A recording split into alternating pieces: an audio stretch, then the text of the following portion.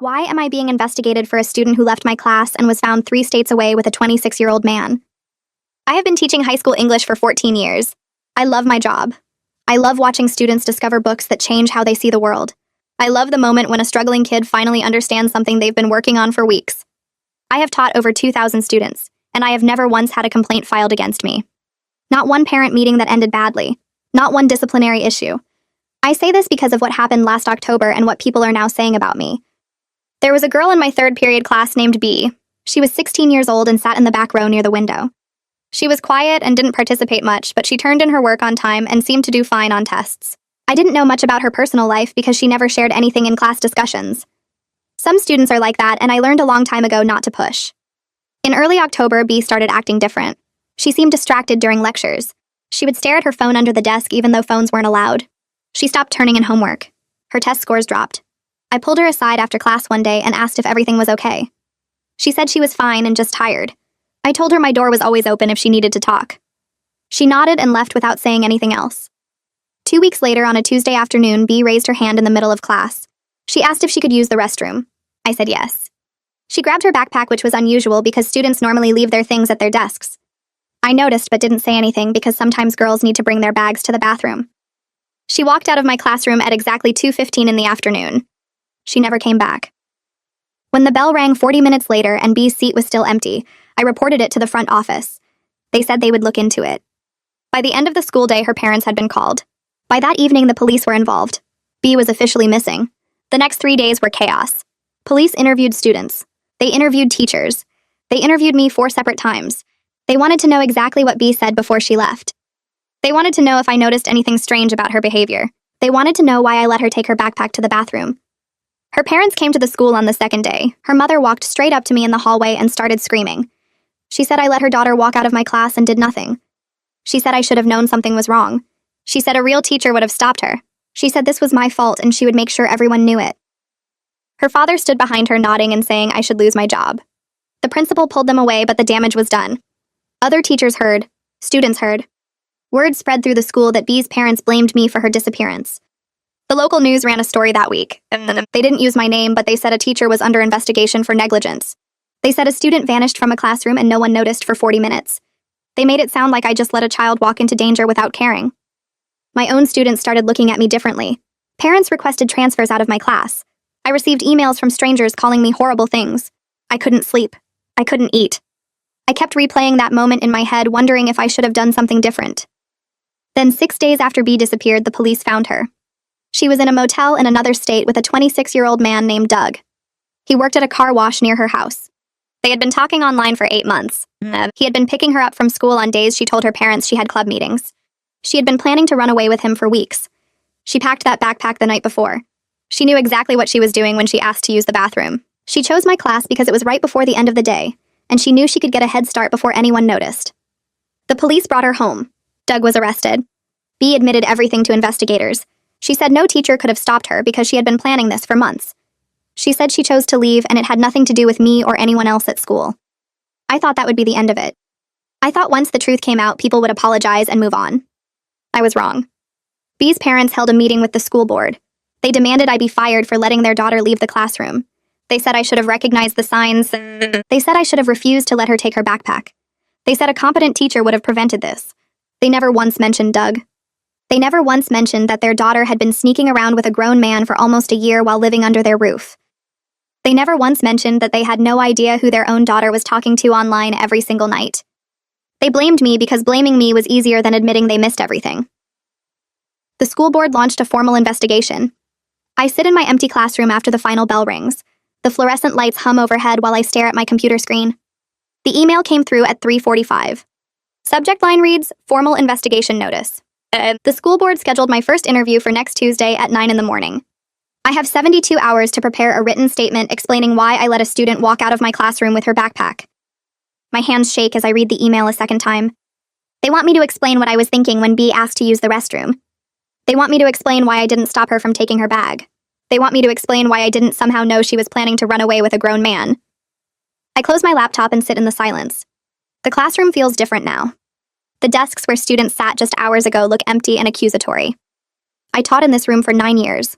I decorated these walls with posters about classic literature and quotes about the power of reading. I graded thousands of essays at this desk. Now I'm being investigated for doing my job the same way I've always done it. I grab my phone and search for the teacher's union number I've never needed before. My finger hovers over the call button for a minute. Calling the union makes this real. It means I actually need help. It means this investigation could actually hurt me. I press the button. The phone rings 3 times before someone picks up. A man answers and says his name is Nathan Velasquez. I start talking and can't stop. I tell him everything about B and the bathroom pass and the backpack and the parents and the police and the school board meeting. Nathan doesn't interrupt once. He just listens while I pour out the whole story in one long stream of words. When I finally stop talking, he's quiet for a few seconds. Then he tells me this is serious enough that I need union representation at every meeting from now on. His voice is calm, but I can hear the concern underneath. He says he'll be at my interview on Tuesday, and that we need to meet before then to prepare. I feel a tiny bit of relief knowing someone will be there with me, but mostly I just feel scared. Nathan explains that the school board investigation is separate from the police investigation. Even though B admitted everything to the police about planning this for months, the board can still find me negligent under district policy. The police cleared me because I didn't do anything criminal. But the school board has different standards. They can decide I failed to provide adequate supervision even if I didn't break any laws. Nathan says we need to document every interaction I had with B. We need to establish that I followed all standard procedures. He asks if I keep detailed records of my classes. I tell him I have gradebooks and attendance sheets and lesson plans. He says to gather everything from September and October. Every assignment B turned in. Every time she was absent or tardy. Every grade she received. We need to build a timeline showing I did my job properly. He says he'll call me tomorrow to set up a meeting time. I hang up and stare at my phone. The word negligent keeps running through my head. I've never been negligent. I've never been anything but careful and responsible with my students. I spend the weekend going through my gradebook. I pull out attendance records. I print my lesson plans from the weeks before B disappeared. I spread everything across my kitchen table and start making notes. B turned in her summer reading essay on time in early September. She scored an 82. She attended class regularly through the first 3 weeks. Her quiz grades were average but consistent. Then in the first week of October, everything changed. She missed 2 assignments in 1 week. Her test score dropped from an 85 to a 67. I have notes from when I pulled her aside after class. October 8th. Asked if everything was okay. Student said she was fine, just tired. The records show exactly what I remember. A normal student who completed work and attended regularly until those final 2 weeks when her behavior changed. I followed protocol. I noticed the change. I reached out to her privately. I offered support. Everything I'm supposed to do as a teacher. But looking at these papers now, I wonder if it will be enough. The school board isn't looking for evidence that I did my job right. They're looking for something they can use to justify what B's parents are demanding. Monday morning, I arrive at the school 40 minutes early. I need to make copies of all my documentation before students arrive. I'm standing at the copy machine when Delilah Connor walks into the teacher workroom. She's been teaching across the hall from me for 8 years. We usually chat about our weekends or complain about grading. But this morning, she walks straight up to me and lowers her voice. She says she thinks this whole investigation is ridiculous. She says everyone knows I'm a good teacher, and that what happened to B wasn't my fault. I feel tears starting and blink them back. Then Delilah says she's been warned by administration not to discuss it publicly. Harold told all the teachers at a staff meeting on Friday that talking about my case could interfere with the investigation. Delilah squeezes my arm and says she wanted me to know she's on my side even if she can't say it out loud. She leaves the workroom and I stand there holding my stack of copies. The support helps. But knowing my colleagues have been told not to talk about me makes everything feel more serious and more scary. My first period class is half empty. 6 students transferred out over the weekend. Their desks sit vacant in a cluster near the front of the room. The students who remain won't make eye contact with me. They walk in quietly and sit down and pull out their books. Nobody talks. Nobody asks questions. I can feel them wondering if their parents made the wrong choice keeping them in my class. I try to teach the lesson I planned on character development in To Kill a Mockingbird. My voice sounds hollow. The students take notes, but nobody participates in the discussion. When I ask a question about why Atticus makes certain choices, the silence stretches on for 30 seconds. Finally, one girl raises her hand halfway and gives a 1-sentence answer. The bell rings and they pack up faster than usual. I watch them leave and wonder how many more will transfer out after this week. I have 4 more classes today. I don't know if I can do this 4 more times. After school, I drive to the union office to meet with Nathan. The building is 20 minutes away in a strip mall next to a dry cleaner. Nathan meets me in a small conference room with a table and 4 chairs. He has a yellow legal pad covered in notes. We spend 2 hours going over everything. He coaches me on how to answer questions factually without being defensive. He says the board will try to make me emotional, so I'll say something I regret. I need to stay calm and stick to the facts. When they ask why I let B take her backpack, I should explain that students often bring bags to the bathroom, and that I had no reason to suspect she was planning to leave. When they ask why I didn't report her missing sooner, I should explain that 40 minutes is a reasonable bathroom break, and that I reported it as soon as the bell rang. Nathan warns me that the board will try to find any policy violation they can use to justify the parents' complaints. They'll ask about bathroom pass procedures and classroom management, and whether I documented my conversation with B. I need to have clear answers ready. We practice responses until my throat is dry. Nathan says I'm doing well, but I can see the concern in his eyes. This is bigger than either of us wanted it to be. The first school board interview takes place Tuesday morning in a windowless conference room at the district office. The room has gray walls and a long table with chairs on both sides. Moira Grimes sits at the head of the table with 2 other board members. Nathan sits next to me. Moira opens a folder and pulls out several pages of typed questions. She asks me to describe in detail the 40 minutes between when B left my classroom and when I reported her missing. Her tone suggests I should have somehow known B wasn't coming back. I take a breath and explain that I continued teaching my lesson. I helped students with their reading comprehension worksheets. I answered questions about the upcoming essay assignment. When the bell rang at 2:55 and B's seat was still empty, I immediately reported it to the front office. Moira writes notes while I talk. She asks how many students typically take bathroom breaks during my class. I say it varies, but usually 2 or 3 per period. She asks how long they're usually gone. I say most return within 10 minutes, but some take longer. She writes this down like I've confessed to negligence. I feel my carefully prepared composure starting to crack. I explain that students sometimes take longer bathroom breaks, and I don't track every minute because they're teenagers who deserve basic trust. I can't stand outside the bathroom monitoring how long each student takes. I have 28 other students in the classroom who need instruction and supervision. Moira asks if I have a bathroom pass system. I explain that students ask permission and I grant it unless I have a specific reason not to. She asks what would constitute a specific reason. I say if a student was being disruptive or if multiple students were already out of the room. She asks if either of those applied to B. I say no. She asks why I granted permission so easily. I feel heat rising in my face. The question implies I should have suspected something when a 16-year-old girl asked to use the restroom. I look at Nathan and he gives me a small nod. I take another breath and explain that B was a quiet student who rarely asked for anything. I had no reason to deny her request. Moira writes this down and I watch her pen move across the page. Every answer I give seems to make things worse. Nathan jumps in to clarify that district policy doesn't require teachers to track bathroom break duration. He pulls out a printed copy of the teacher handbook and reads the relevant section out loud. Teachers are expected to grant reasonable bathroom requests and report extended absences to administration. My reporting timeline was actually faster than average because I reported B missing as soon as the period ended, rather than waiting until the end of the day. Moira looks annoyed that Nathan is there. She shuffles her papers and says she appreciates the clarification, but that the board is focused on whether I exercised appropriate judgment in this specific situation. She moves on to questions about whether I noticed B's backpack. I admit I noticed, but didn't think it was suspicious because female students often bring bags to the bathroom for personal items. Moira asks what kind of personal items. I feel my face get hot. She's making me spell out that teenage girls sometimes need feminine products. I say that students have privacy needs and I don't interrogate them about what they bring to the bathroom. Nathan writes something on his legal pad. The interview continues for another hour, but I already know how this will end. They've decided I'm negligent, and nothing I say will change their minds. The interview drags on for another hour. Moira asks about my classroom management style. She asks about my attendance tracking system. She asks about my relationship with other students in third period. She wants to know if anyone else seemed close to B, or if I noticed her talking to anyone in particular. I tell her B sat alone and didn't socialize much with other students. Moira writes this down like it proves something. She asks if I thought it was strange that a 16-year-old girl had no friends in my class. I explain that some students are quiet and prefer to keep to themselves. Not every teenager is social and outgoing. Moira asks if I reported this social isolation to a counselor. I feel my jaw clench.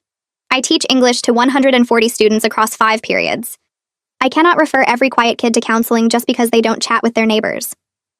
Nathan finally calls an end to the interview.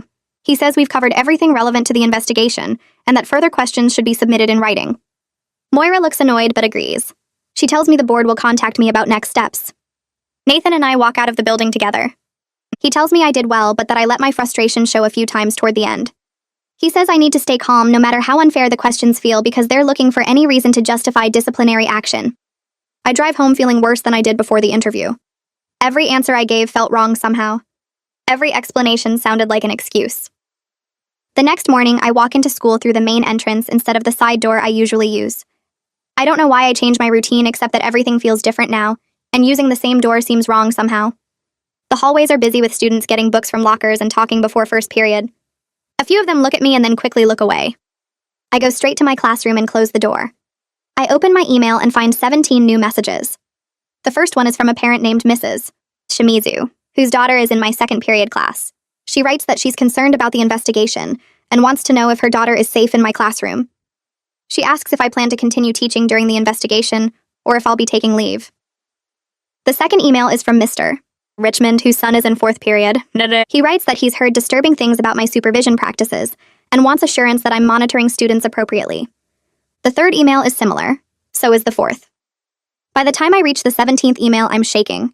These parents are treating me like I'm dangerous, like I did something wrong, like their children aren't safe around me. I close my email and put my head down on my desk. The bell rings for first period, and I force myself to stand up and unlock the door. Students file in and take their seats. The room feels emptier than it should.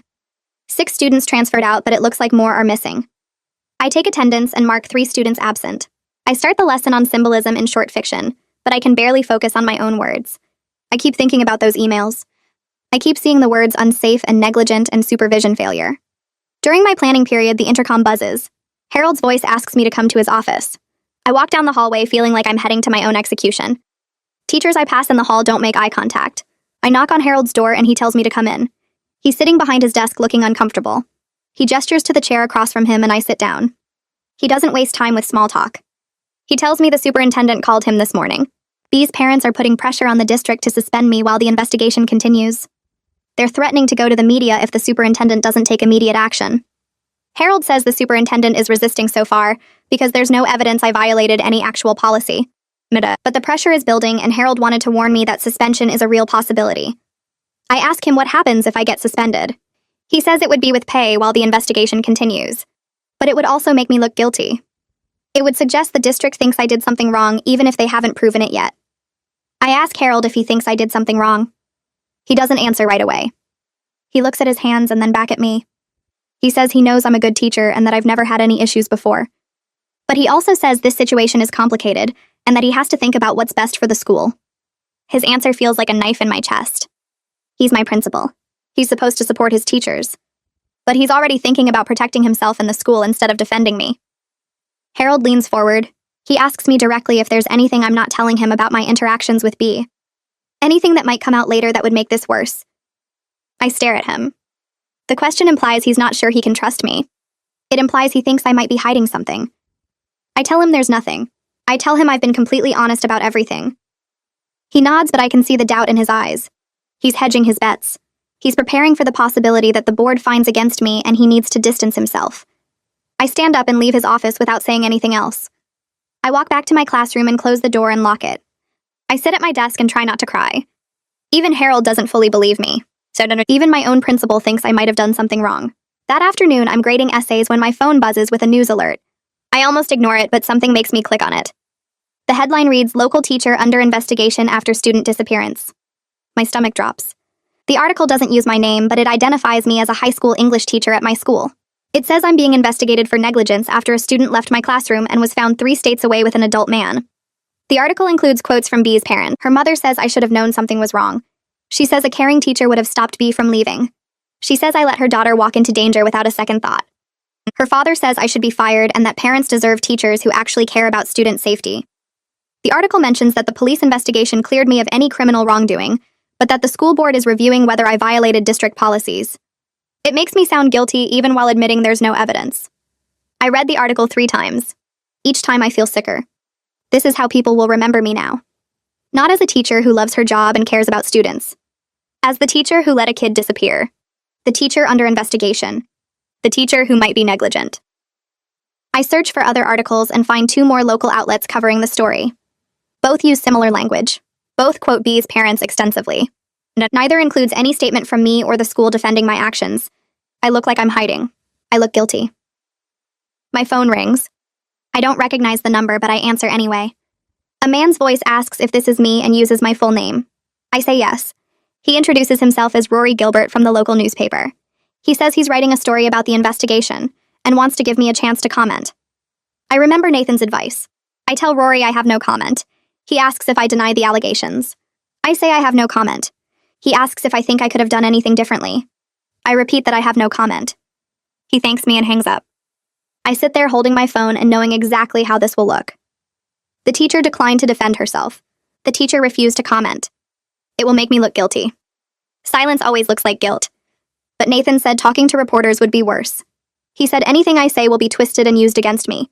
So I said nothing, and now I'll look guilty anyway. By Friday, 3 more students have transferred out of my classes.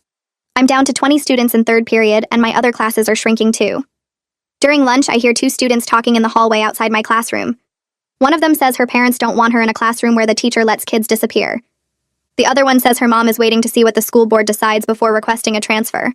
They're talking about me like I'm not even human. Like I'm just a problem to be solved. I pack up my things and leave school early. I tell the front office I'm sick. It's not exactly a lie. I feel sick. I feel like I'm going to throw up or pass out or both. I drive home and sit in my car in the parking lot. I can't make myself go inside, as I just sit there crying until my phone buzzes with a text from Delilah. She asks where I am. I tell her I went home early. She texts back that she's coming over. I tell her not to, but she doesn't respond. 20 minutes later, Delilah knocks on my car window. I unlock the door and she gets in the passenger seat. She doesn't say anything at first. She just sits there with me. Finally, she tells me we're going for coffee. I say I don't want coffee. She says too bad. She drives us to a coffee shop 3 towns over where nobody knows us. We sit in a corner booth and she orders us both drinks. She tells me that half the teachers at the school think this investigation is ridiculous. They think B's parents are scapegoating me to avoid facing their own failures. But they're scared to say so publicly. B's parents have been calling the school and threatening to go after anyone who supports me. They're threatening to file complaints against any teacher who speaks up. So everyone is staying quiet. Delilah says she feels terrible about it, but she has 2 kids and a mortgage and she can't risk her job. I tell her I understand. I do understand. But it still hurts. It hurts to know that people believe I'm being treated unfairly but won't say it out loud because they're protecting themselves. I asked Delilah what she would have done if B had left her classroom. Would she have noticed the backpack? Would she have stopped her? Delilah is quiet for a long time. Then she admits she probably wouldn't have noticed either. She says female students bring bags to the bathroom all the time and she never questions it. She says if a quiet student asked to use the restroom, she would have said yes without thinking twice. But then she says something that makes my chest tight. She says it doesn't matter what she would have done. It doesn't matter that most teachers would have handled it the same way. The parents need someone to blame and I'm the easiest target. I was the teacher in the room when B left, so I'm the one who gets destroyed. Even if I did everything right. Even if there was nothing I could have done differently. I'm the target because I was there. Delilah drives me back to my car. Before I get out, she tells me to hang in there. She says this will blow over eventually. But I don't believe her. Some things don't blow over. Some things stick to you forever. The school board scheduled the second interview for Thursday afternoon.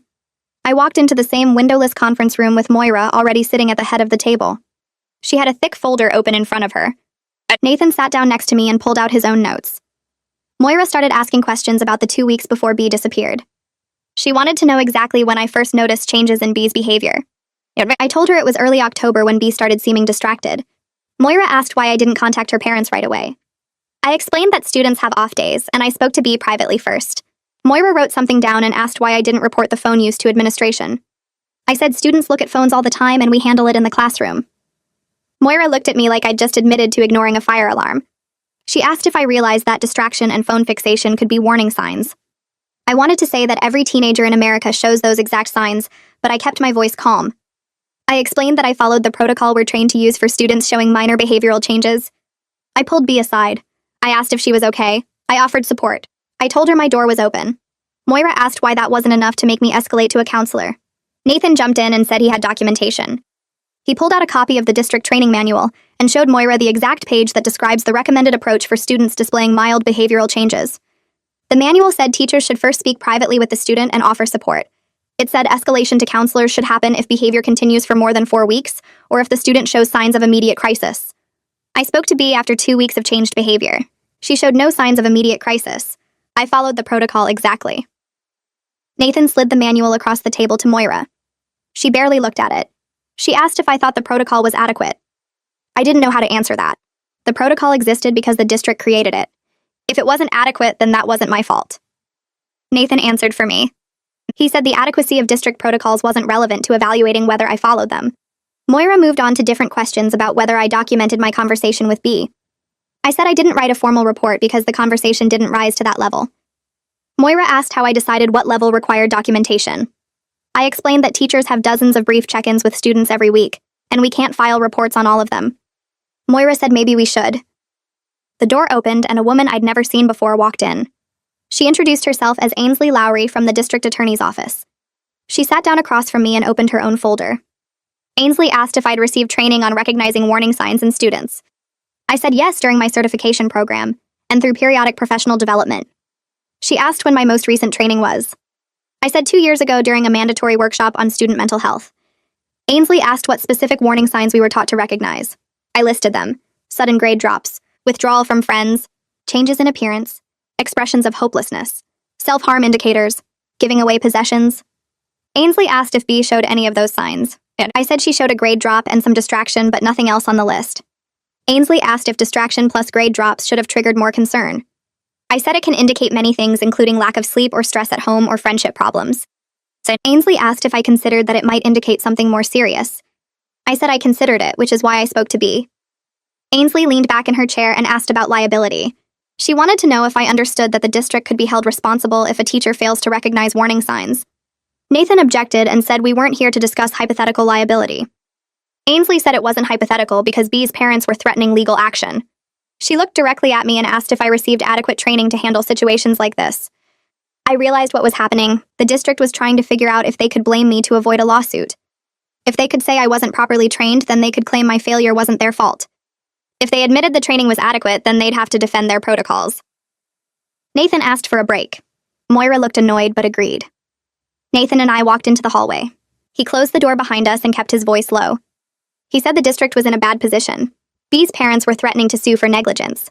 The district had to decide whether defending me or sacrificing me was the safer choice financially. He said it wasn't about right or wrong anymore. It was about money and liability and which option cost less. I felt sick. My stomach turned and I had to lean against the wall. 14 years of teaching. 14 years of showing up every day and caring about students and doing everything right. It might all end because firing me was cheaper than fighting a lawsuit. Nathan saw my face and promised the union would fight any termination. He said we had a strong case because I followed all the rules. But we both knew that didn't guarantee anything. School boards make political decisions. They protect the district first. Nathan asked if I was ready to go back in. I nodded even though I wasn't ready. We returned to the conference room and sat back down. Ainsley asked her trap question immediately. She wanted to know what I would do differently if I could go back to that day. Any answer would make me look guilty. If I said I'd stop B from taking her backpack, then I was admitting I should have done that. If I said I'd call her parents, then I was admitting I should have escalated. If I said nothing, then I looked defensive. Nathan answered before I could speak. He said hindsight isn't the standard for evaluating teacher conduct. He said I followed all applicable policies at the time based on the information available. He said asking what I would do differently was irrelevant to determining whether I acted appropriately. Ainsley wrote something in her notes. Moira closed her folder and said the interview was over. She didn't say when I'd hear their decision. She didn't say what would happen next. Nathan and I walked out to the parking lot. He told me to go home and try not to worry. I drove home in a fog. I couldn't focus on the road. I kept replaying Ainsley's questions about liability. I pulled into my apartment complex and saw my landlord standing by my door. She walked over to my car before I could get out. She said she'd been getting phone calls. People in the community were calling to tell her I was under investigation. They wanted her to know she had a negligent teacher living in her building. She asked if I was going to lose my job. She said she needed to know because if I couldn't pay rent, then she had to make other arrangements. I told her the investigation wasn't finished. She said she hoped it worked out, but she had a business to run. I went inside and sat on my couch. I opened my laptop and started looking at job postings in other districts. I spent the entire weekend filling out applications. Every application asked if I'd ever been under investigation. I had to check yes and explain the situation. I knew it didn't matter what I wrote. No principal wants to hire a teacher accused of negligence. Parents would find out and demand transfers. The accusations would follow me everywhere. I applied anyway because I needed a backup plan. Monday morning, I arrived at the school early. I walked down the empty hallway toward my classroom. Someone had spray-painted words on my door. The graffiti called me a terrible teacher. It said I didn't care about students. Harold was already there with a maintenance worker scrubbing it off. He saw me and said he was reviewing security footage. He promised they'd find whoever did it. We both knew it was probably a student whose parents had been talking about the investigation at home. The maintenance worker finished cleaning and walked away. Harold stood there looking uncomfortable. He said he was sorry this was happening. He said the district was doing what they thought was necessary. He didn't say he believed I did anything wrong. He didn't say he was fighting for me. He just said he was sorry and walked back to his office. I walked into school Tuesday morning and found a substitute teacher standing outside my fourth period classroom. She introduced herself and said the front office told her to cover my class. I asked why, and she said she didn't know. I went straight to the main office, and the secretary told me the superintendent needed to see me immediately. She wouldn't tell me what it was about. I grabbed my bag and drove to the district office building downtown. My hands shook on the steering wheel. The superintendent's assistant walked me into his office without making me wait. He sat behind his desk with a folder in front of him and told me to sit down. He opened the folder and pulled out several pages of printed text. He said B's parents filed a formal complaint with the state education board. I felt my stomach drop. He explained that this was separate from the local investigation and that it escalated everything beyond the district level.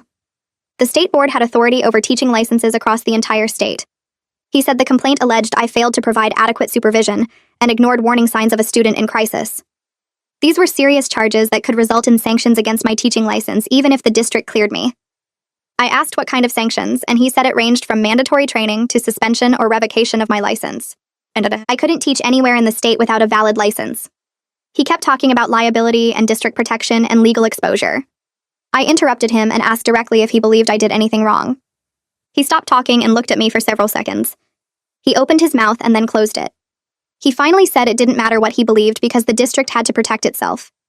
His honesty was somehow worse than if he'd just lied and said he supported me.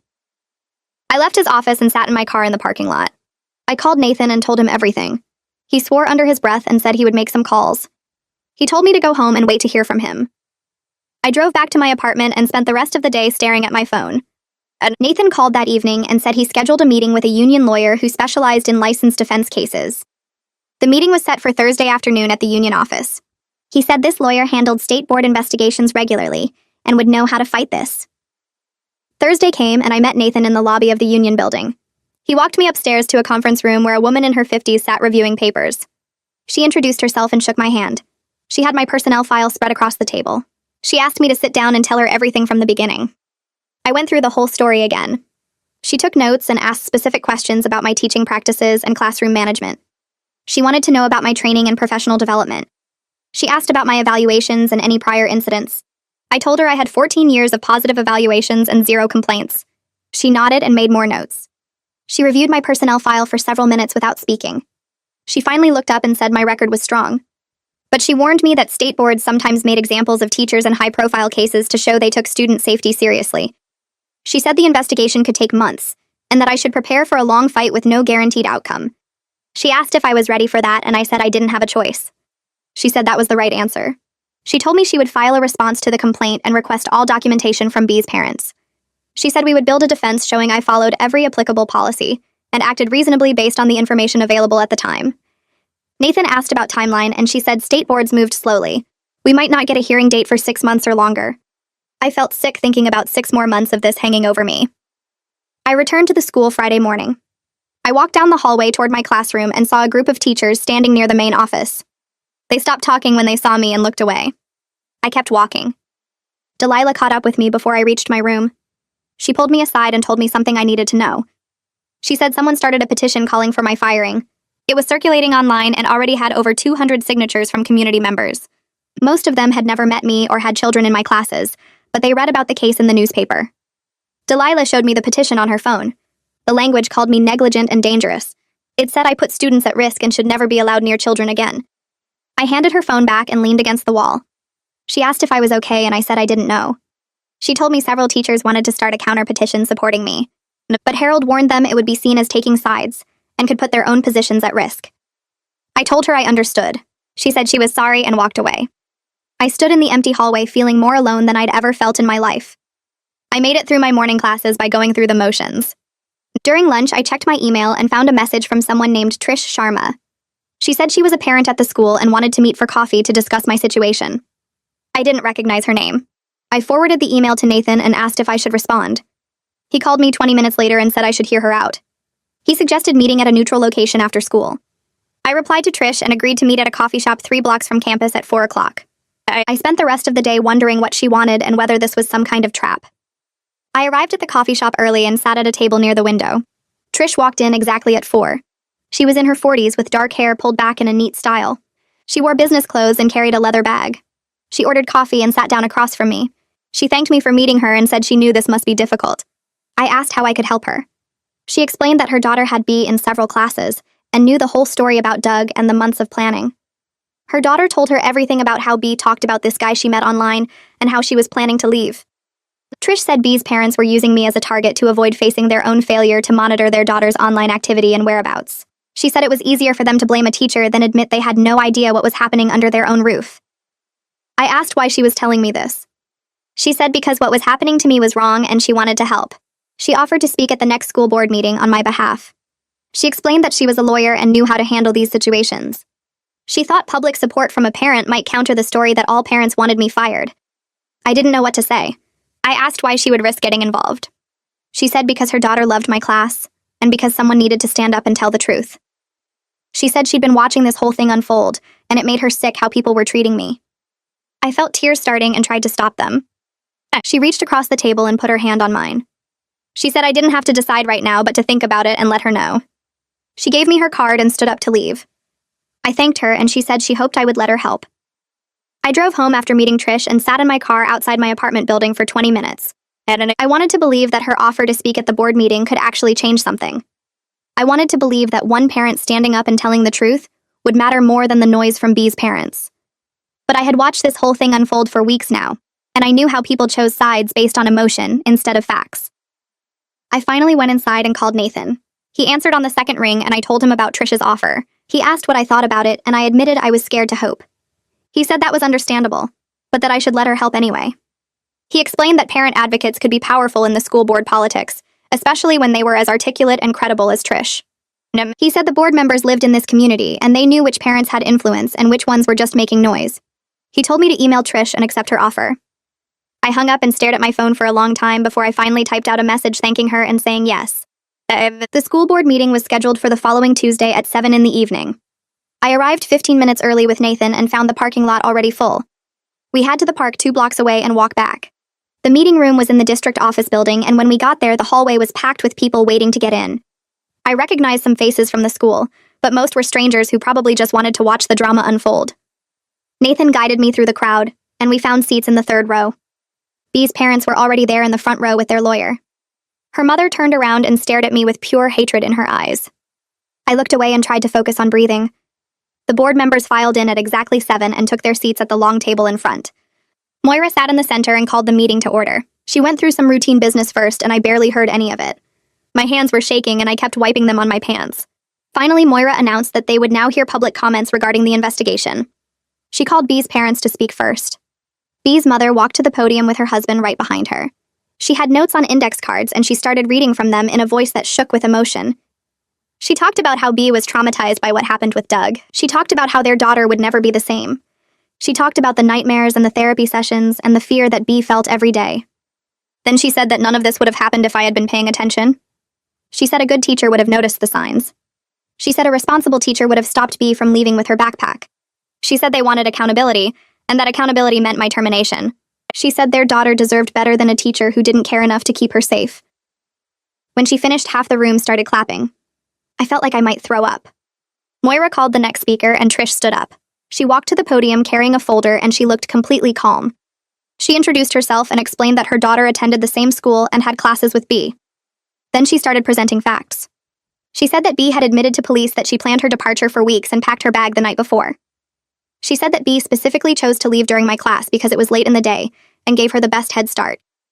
She said that according to the police report, B stated clearly that no teacher could have prevented her from leaving because she had been planning this for months. Then Trish looked directly at B's parents and said something that made the whole room go silent. She said it was interesting that they were blaming everyone except the 26-year-old man who groomed their daughter online for 8 months. She said it was interesting that they were demanding a teacher be fired for letting their daughter use the bathroom, but they weren't asking themselves how they missed their daughter talking to a grown man every single night. She said that maybe instead of looking for someone to blame, they should focus on supporting their daughter's recovery and making sure the actual predator faced justice. Then she sat down. Nobody clapped. The room was completely quiet. Moira looked uncomfortable and called the next speaker. A woman I didn't recognize walked to the podium and said her son had taken my English class 2 years ago. She said I was the teacher who finally made him enjoy reading. She said I spent extra time helping him when he was struggling, and that he still talked about books we read in class.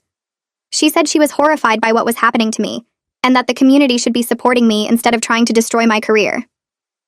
Another parent spoke after her. Then another. I sat there listening to people I barely knew defend me in front of the school board, and I started crying. I tried to stop, but I couldn't. Nathan handed me tissues and squeezed my shoulder. 5 different parents spoke on my behalf, sharing stories about their kids and positive experiences in my classes. I had no idea these people were planning to attend. I had no idea anyone beyond Trish was going to show up and speak for me. After the 5th parent finished, Moira tried to shut down the public comment period. She said they had heard enough perspectives and needed to move on with the agenda, but the board's vice president interrupted her.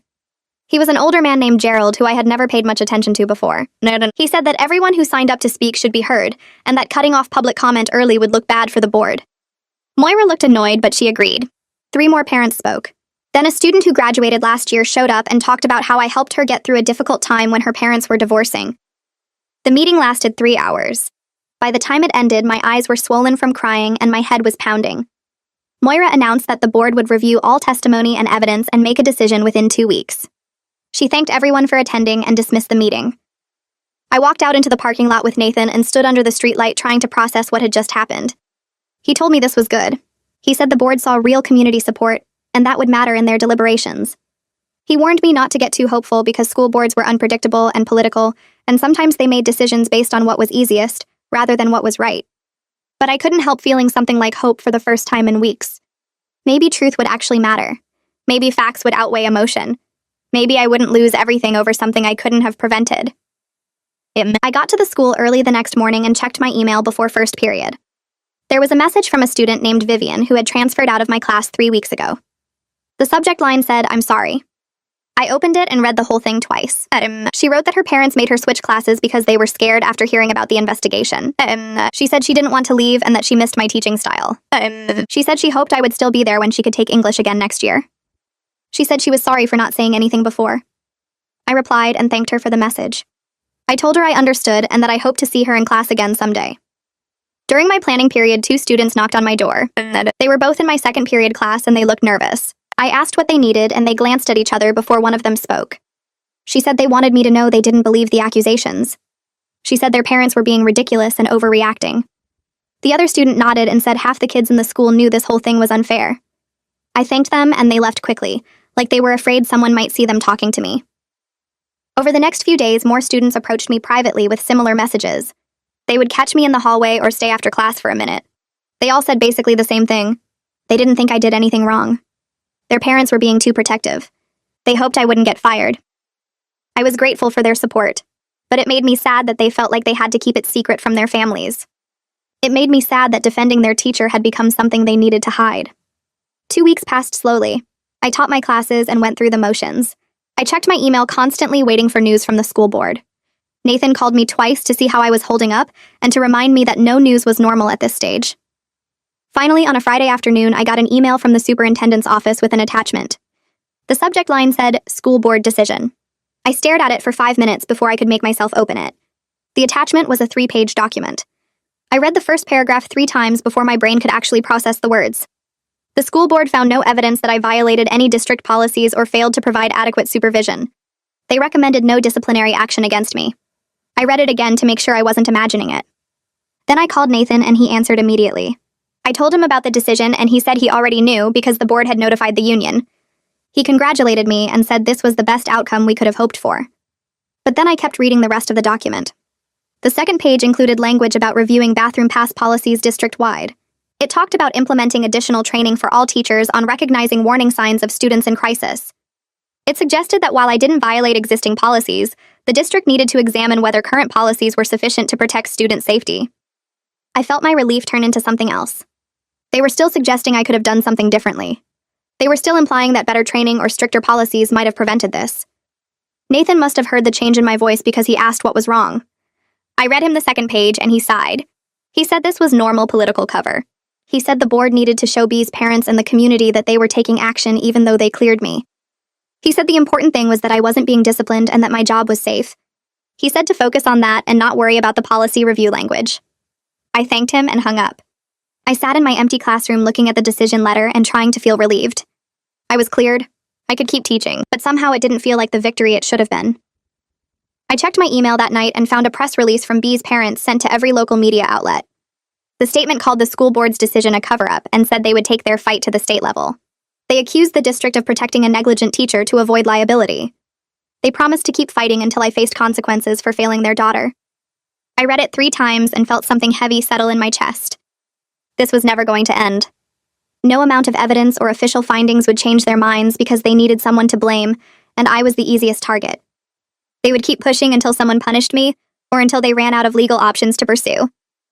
I walked into my classroom the next morning expecting Harold or the superintendent to at least acknowledge that the board had cleared me. Neither of them said a word. Harold passed me in the hallway and nodded like it was any other Tuesday. The superintendent's office sent an email about upcoming professional development days, but nothing about the investigation. It felt like they wanted everyone to forget the whole thing happened, rather than admit I had been treated unfairly. I sat at my desk during planning period and realized the district had gotten what they needed. They could tell B's parents they conducted a thorough investigation while avoiding any admission that their teacher had been wrongly accused. Clearing me quietly meant they didn't have to take a stand or face backlash from parents who wanted blood. 3 students who had transferred out of my classes showed up at my door after school that week. They asked if they could come back for second semester. Their parents had submitted the paperwork already. None of the parents apologized directly or sent notes explaining their change of heart. The requests just appeared in my inbox with no explanation. But I understood what they meant. These parents had panicked based on incomplete information and rumors. They had pulled their kids from my class to protect them from something that never existed. Now they were embarrassed but too proud to admit they overreacted. The transfer requests were the closest thing to an apology I would get. Delilah took me to lunch at a cafe 2 blocks from the school on Friday. She ordered wine even though it was 1 in the afternoon and told me we were celebrating the board's decision. I picked at my salad while she talked about how relieved she was that everything worked out. Then she got quiet and admitted something I had already figured out. She said she wanted to be more publicly supportive during the investigation, but she was afraid. She has 2 kids in elementary school and a husband who works for the same district.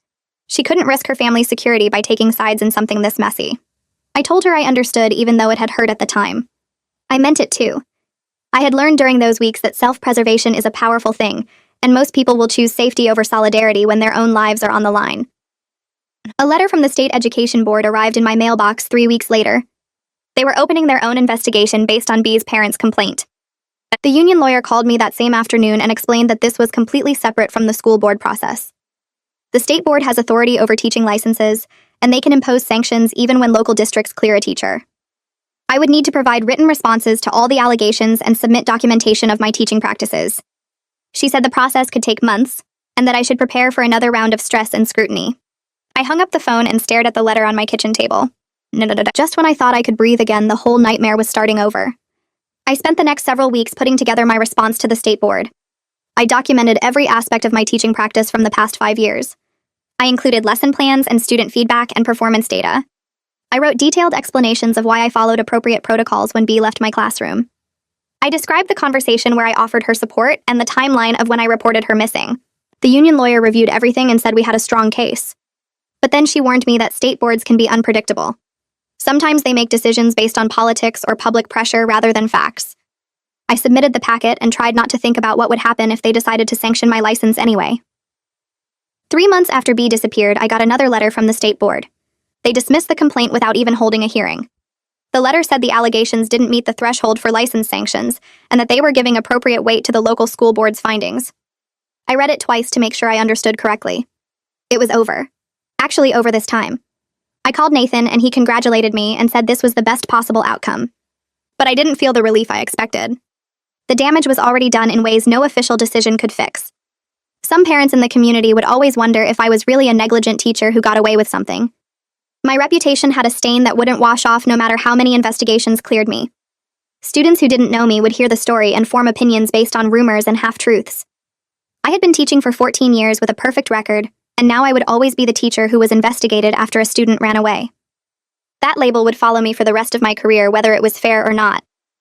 Trish kept pushing for better policies around student safety and parental responsibility, even after the investigations ended. She started a parent group focused on online safety education. They held monthly meetings where experts talked about monitoring kids' internet use and recognizing warning signs of dangerous relationships. She turned her anger about B's case into something that might actually help other families avoid the same mistakes B's parents made. I went to one of the meetings and listened to parents ask questions about social media and chat apps. It felt strange watching them learn things B's parents should have known all along. I thought about leaving and starting over somewhere else. Other districts were hiring, and I could apply for positions where nobody knew my name or my story. But running away felt like admitting I did something wrong when I knew I didn't. This was my school and my community. I had taught here for 14 years and built relationships with hundreds of students and families. Leaving would let B's parents win by driving me out, even though every investigation cleared me. I decided to stay and keep teaching and let my work speak for itself. Some people would always believe the worst, but the students who actually sat in my classroom would know the truth. Harold stopped by my classroom on a Friday afternoon in late spring. The hallways were empty because most students had already left for the weekend. He stood in my doorway looking uncomfortable and asked if he could come in. I told him sure and put down the essays I was grading. He sat in one of the student desks, which looked too small for him. He said he wanted me to know that he was impressed by how I handled everything over the past several months. He said most teachers would have quit or transferred to another district, but I stayed and kept doing my job. He said the district could have done better supporting me during the investigation, and he wished things had gone differently. It wasn't exactly an apology, but I could tell it was as close as he could get without admitting the district made mistakes. I thanked him and said I appreciated him saying that. He nodded and left without adding anything else. The conversation lasted maybe 3 minutes, but it mattered because Harold had avoided talking to me directly about the investigation since it started. The following August, I returned to the school for the new year. My class rosters were full with no gaps from transfer requests. Students filed into my classroom on the first day looking bored and tired like every first day of school. Nobody stared at me or whispered about last year. Nobody asked questions about B or the investigation. They just wanted to know what books we would read and how much homework I assigned. I realized that students had moved on completely. Last year's drama was ancient history to teenagers who lived in the present moment. I was grateful for their short memories and their willingness to judge me based on my actual teaching instead of rumors they heard from their parents. The year started feeling normal in a way I didn't think was possible after everything that happened. I started meeting with Nathan regularly, even though the investigation was over. He invited me to join a committee working on new district policies around parent complaints and teacher protections. Nathan said my case showed serious problems with how the district handled accusations against teachers. He said parents could file baseless complaints, and teachers had almost no protection until after investigations damaged their reputations. We spent months reviewing policies from other districts and drafting recommendations. The work felt important because I could help prevent other teachers from going through what I experienced. Nathan said the district was actually listening this time because they were worried about liability after how badly they handled my situation. I was teaching a lesson on integrity in October when a student raised her hand. She asked how we know what's really true when different people tell completely different versions of the same story.